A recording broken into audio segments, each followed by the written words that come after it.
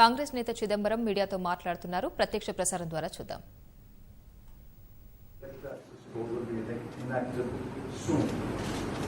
Remember, there are 3 drafts of the direct taxes code, one updated upon the other, lying on the table of the finance minister of the BJP government for the last 5 years.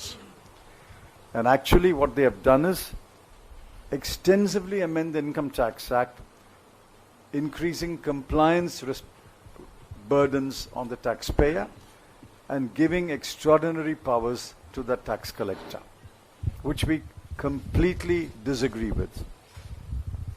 You, ma'am.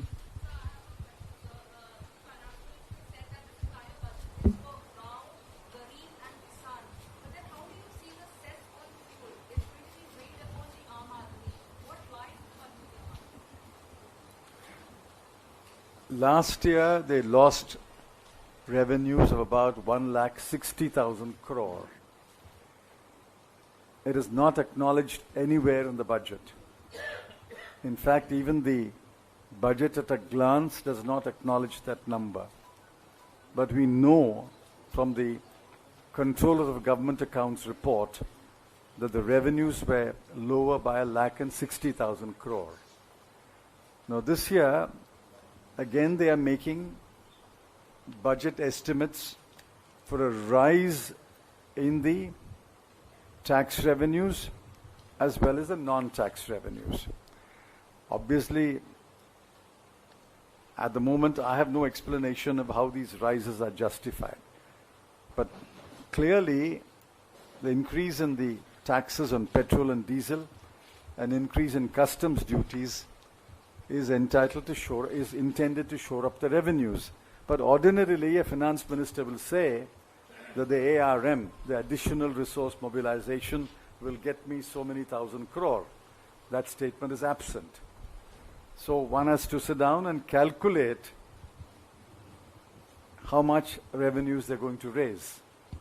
But the finance minister should have been upfront and said, my ARM is so many crores.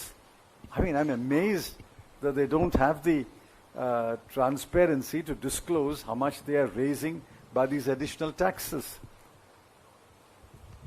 Show me any budget in the past where the ARM number has not been disclosed.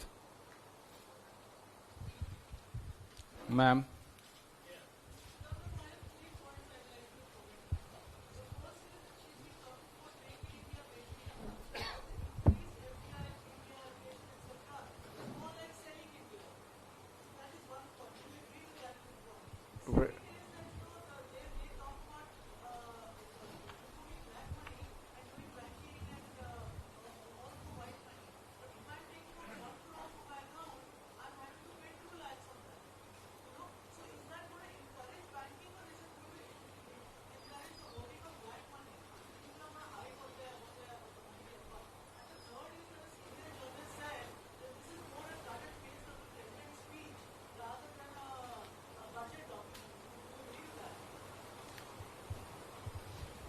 Well, let's take one by one. The first question is about FDI. The only paragraph I noticed was FDI in companies is now limited to 24%. They're going to raise it to the sectoral limit for that industry, but gives the option to the investee company to say, no, I will stick to 24% in FPI. As I made in my statement, FPI is not FDI. Now, last year, FDI actually dipped over the previous year. Last year's FDI was about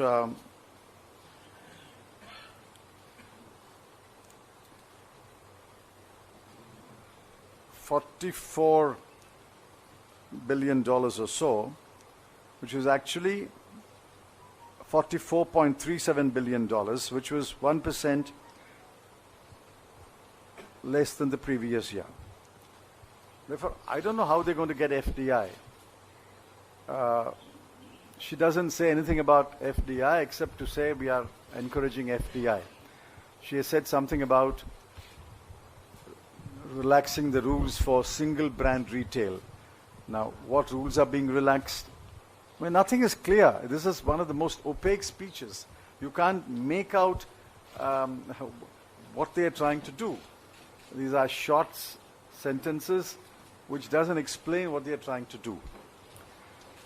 What is your second question? Is about cash transactions. Yes, this government is obsessed with people must use less cash. We must become a less cash economy.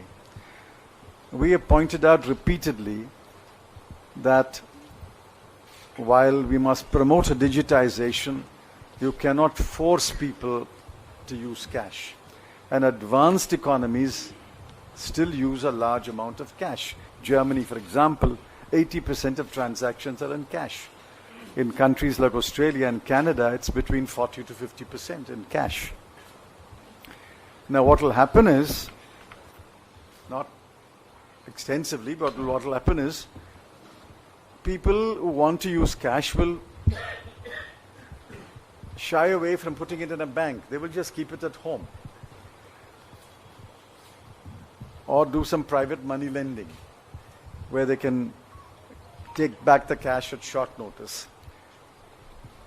Well, what they have done is not a tax, it's a tax deduction. So to be adjusted against your ultimate tax liability. But while I agree that digitization must be promoted, any kind of forced use of cash is going to be counterproductive. Sayed.